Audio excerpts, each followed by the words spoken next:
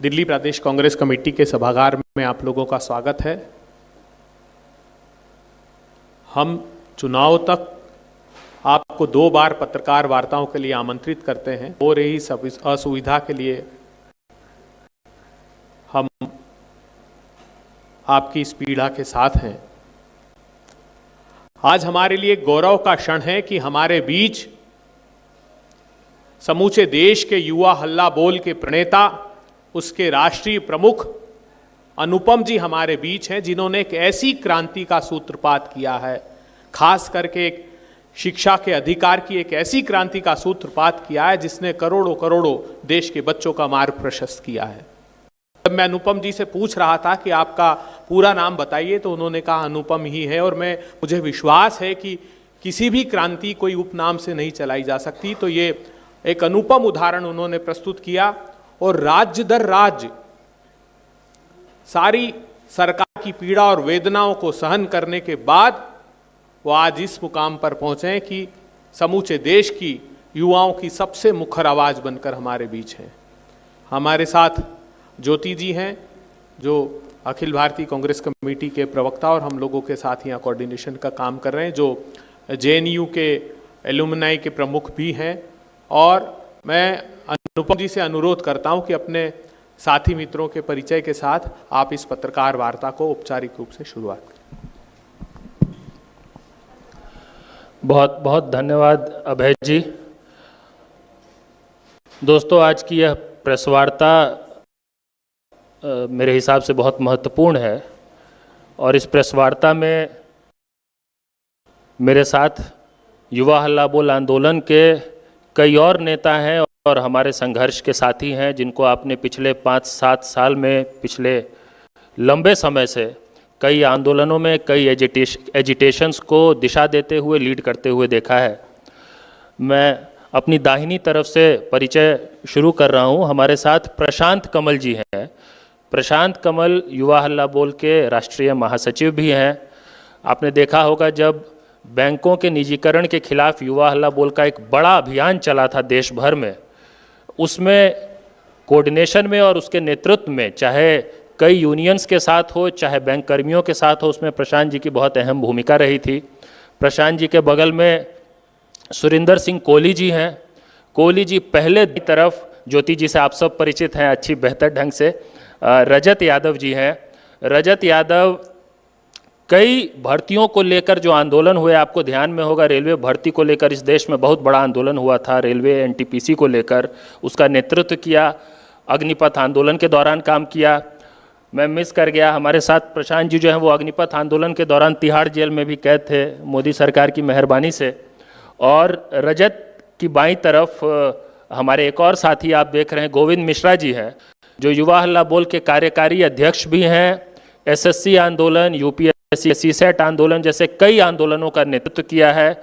अग्निपथ के खिलाफ बड़ी लड़ाई लड़ी, पूरे देश भर में उसका खामियाजा भुगता, केस मुकदमे झेले, तिहाड़ जेल के दर्शन किए मोदी जी की कृपा से। तो आज आपके सामने हमारे कुछ साथी, जिनका अभी मैंने परिचय कराया। ये प्रेस वार्ता साथियों, मुख्य रूप से मैं 2 विषय पे बात करूंगा। एक तो दिल्ली के पर्यावरण पे, क्योंकि पर्यावरण को लेकर पूरा एक युवा हल्ला बोल आंदोलन का पूरा एक फ्रंट रहा है जो लगातार काम कर रहा है। वो चाहे दिल्ली एनसीआर में हो, कूड़े की बात हो, एयर क्वालिटी की बात हो, या जल प्रदूषण की बात हो, चाहे देश में बक्सवाहा के मामले हो, आरे फॉरेस्ट का मामला हो, कई जगहों पे। तो एक तो दिल्ली के पर्यावरण पे बात होगी और दूसरा रोजगार पर बात होगी। साथियों, दिल्ली की आज जो हालत है, देखिए, आपसे हमसे बिल्कुल भी ये छिपा हुआ नहीं है कि कोई भी मौसम आ जाए, जिस तरह का मौसम आता है उस तरह की दिल्ली में एक नई तरह की परेशानी आ जाती है। गर्मी का महीना हो, पीने का पानी नहीं मिलता। जाड़े का महीना आ जाए, सांस लेने में दिक्कत होने लग जाती है। बारिश हो जाए तो आप सड़क पे चल नहीं पाएंगे। जो सीजन है, सीजन के लिए आपके पास दिल्ली में एक नई तरह की समस्या है। और दिल्ली, जिसको हमें पूरे दुनिया के समक्ष अर्बन इंफ्रास्ट्रक्चर के एक मॉडल की तरह पेश करना चाहिए था, उस दिल्ली की हालत आज ऐसी है कि दिल्ली के बाकी इंफ्रास्ट्रक्चर्स को तो छोड़िए, दिल्ली में रहना दूभर हो गया है। हम पानी क्या पिएंगे, सांस क्या लेंगे, जब इतने फंडामेंटल बात पे दिल्ली में चिंता होने लग जाए तो बाकी बातें तो दूर की बात है। दिल्ली का हाल बेहाल है आज के समय में। अगर हम 2 लाइन में कहें तो आज की दिल्ली की 3 निशानी जहरीली हवा, बिखरा कूड़ा और नल में गंदा पानी। लेकिन आप जरा आज से 10-11 साल पहले पीछे खुद को ले जाइए। आप लोग चाहे तो अपनी आंखों को बंद करके एक बार इमेजिन करिए। आज से 10-12 साल पहले की दिल्ली मैं आपको दिखाता हूं। साफ सुथरी दिल्ली, चौड़ी सड़कें, प्रदूषण दूर करने के लिए सीएनजी लो फ्लोर बसेज आई, दिल्ली चमक रही थी। आपको याद होगा कॉमनवेल्थ गेम्स के बाद दिल्ली में बड़ा परिवर्तन हुआ, दिल्ली चमक रही थी और दिल्ली उस दिशा में बढ़ रही थी जहां की दुनिया के सबसे बेहतरीन शहर के तौर पे हम दिल्ली पर गौरव कर रहे थे और आगे अगर उसको बढ़ाया जाता तो हम और गौरव कर सकते थे। उसी चमकती दिल्ली में शहर के कोने कोने में आपको कई सारे पोस्टर्स, होर्डिंग होंगे। उस समय की बात मैं कर रहा हूं। चमकती दिल्ली में आपको कई पोस्टर, बैनर, होर्डिंग में हाथ में झाड़ू लिए पसीने से लथपथ एक आदमी आपको दिखता था, जिसका झाड़ू लिए पसीने से लथपथ एक आदमी आपको दिखता था, जिसका चेहरा बेहाल बदहाल दिखता था उस समय। उसकी गाड़ी भी उस वक्त नहीं चमक रही थी, वो भी बदहाल था, ब्लू कलर की वैगन आर। आज 10-12 साल बाद वो आदमी जो पोस्टर बैनरों पे पसीने से लथपथ था चमकती हुई दिल्ली में, आज उसका चेहरा चमक रहा है, उसकी गाड़ी चमक रही है, उसका शीश महल चमक रहा है। और जो दिल्ली उस वक्त चमक रही थी, आज वो दिल्ली बदहाल है, बेहाल है। असल में दिल्ली की यही कहानी है। अगर क्रक्स में कहा जाए तो पिछले 10-12 साल की कहानी ये है कि आज से 10-12 साल पहले जो दिल्ली चमक रही थी वो बदहाल हो चुकी है, और जो अपनी बदहाली के नाम पे लोगों को तरह तरह के वादे कर रहे थे, आज वो उल्टा चमक रहे हैं। इसीलिए एक बड़े युवा वर्ग के लिए जीवन मरण का प्रश्न बन चुका है बेरोजगारी। आप आंकड़ों में देखेंगे तो सिर्फ लेबर फोर्स श्रिंक नहीं कर रहा है, आत्महत्या की खबरें आ रही हैं युवा वर्ग से। जिस देश में एक समय किसानों की खुदकुशी को लेकर मीडिया खूब शोर करती थी, आज उसी देश में मीडिया को युवाओं की आत्महत्या की चिंता नहीं है, जो लगातार बढ़ती जा रही है। दुनिया के सबसे युवा देश के युवा बदहाल हैं, अपनी जान देने को विवश हो गए हैं अपने अंधकार में भविष्य को देखकर। इसी दिल्ली में, प्रदेश में और केंद्र में आम पार्टी और भाजपा के रूप में 2 ऐसी पार्टियां आई जिन्होंने युवाओं को कई सपने दिखाए, रोजगार पर कई वादे किए। लेकिन आज 10 साल बाद एक के सभी वादे धोखे साबित हुए हैं और एक के सभी वादे जुमले साबित हुए हैं। भाजपा और आम आदमी पार्टी ने मिलकर इस देश के युवाओं को अगर कुछ किया है तो सिर्फ नशा, नफरत और नकारेपन के अंधकार में ढकेला है। और यह सिर्फ भाषण की बात नहीं है। आप देखिए, दिल्ली की ही अगर हम बात करें, दिल्ली में DSSB है, Delhi state subordinate service selection board.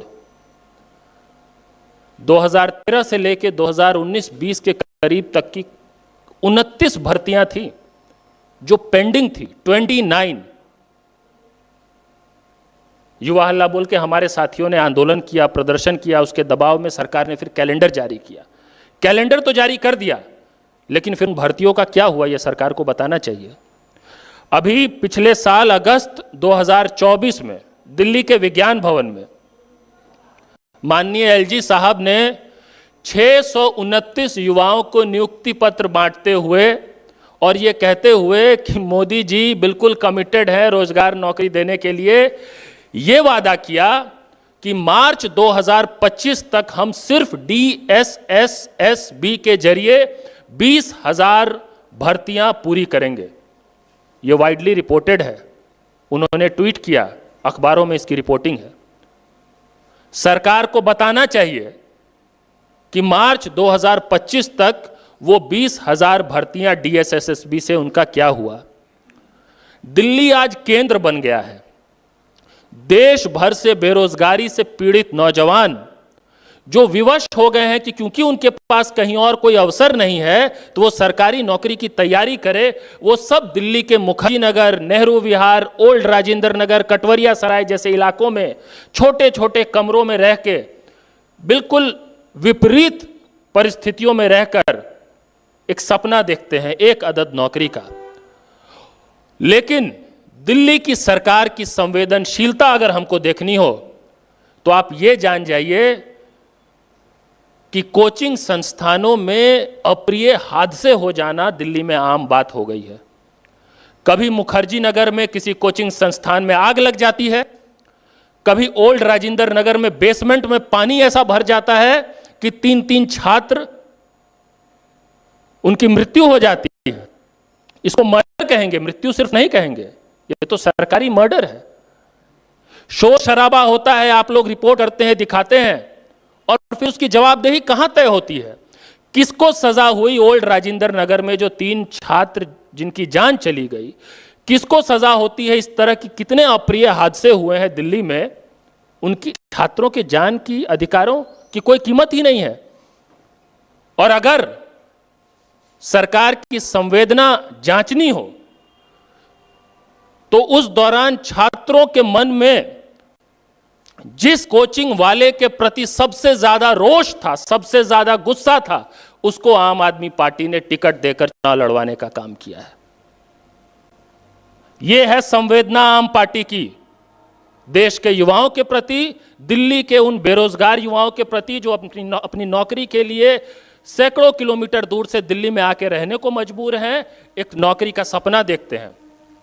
आप किसी भी प्रतियोगी परीक्षा के छात्र से पूछ लीजिए कि उनकी जो हालत है, उसके लिए जिनके प्रति उस वक्त सबसे ज्यादा रोष था, उनको आम आदमी पार्टी टिकट देकर चुनाव लड़वा रही है कि नहीं लड़वा रही है। यह है इनकी संवेदना।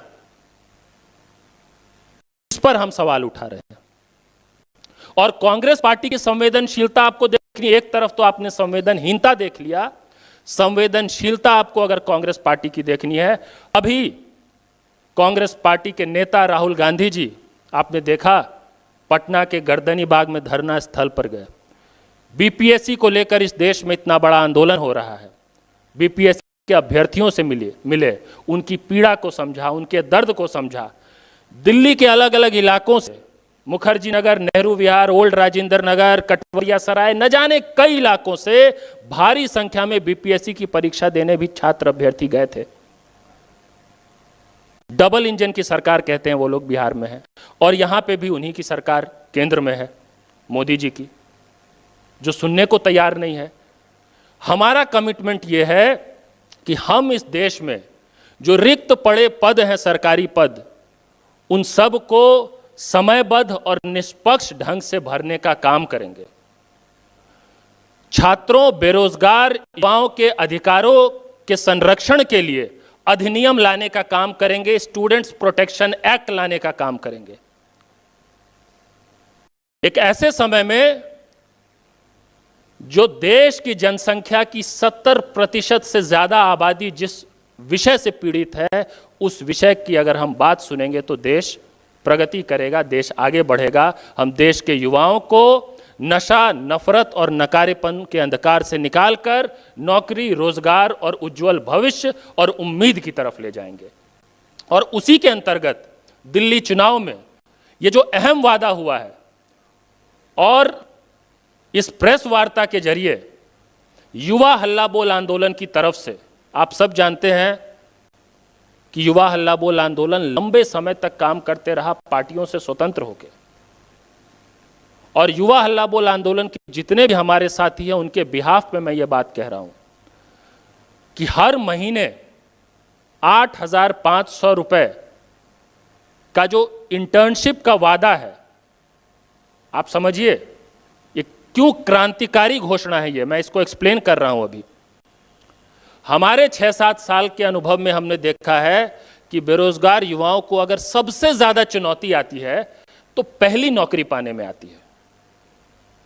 एक बार कोई सिस्टम में आ जाए ना, नौकरी रोजगार मिल जाए, तो फिर वो संघर्ष करके आगे बढ़ने की कोशिश कर लेता है। लेकिन पहली नौकरी में सबसे बड़ी चुनौती है। हमने पहली नौकरी पक्की का वादा किया है।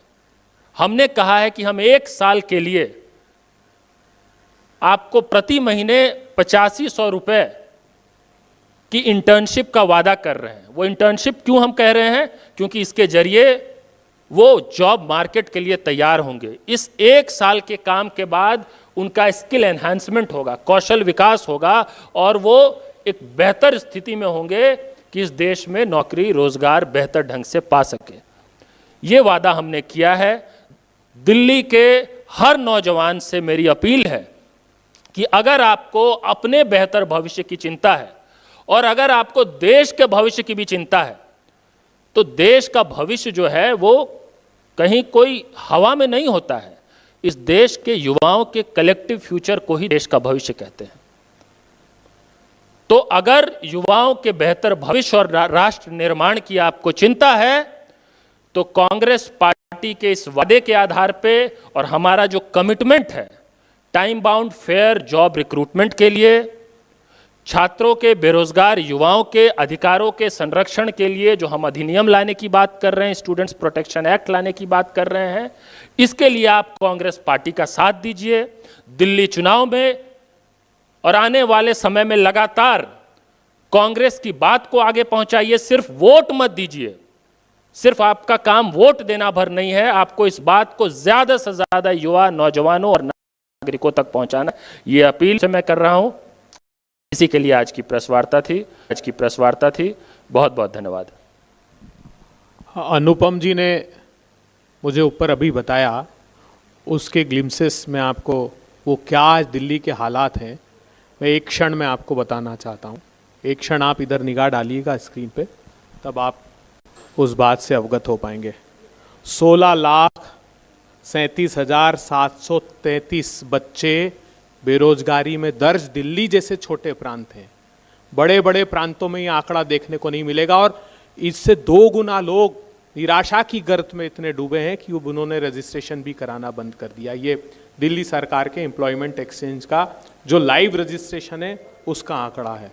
और लाखों ग्रेजुएट्स हैं, पोस्ट ग्रेजुएट्स हैं, डॉक्टर्स हैं, पीएचडी होल्डर्स हैं, मैट्रिक पास बच्चे हैं जो दर्ज हैं इस राज्य की सरकार में। ये बहुत छोटा प्रांत होने के बावजूद इतनी बड़ी संख्या में छात्र बेरोजगार हैं। अनुपम जी भी बताया ऊपर, तो हमने कहा कि हम उसको आपके सामने डिस्प्ले भी करेंगे।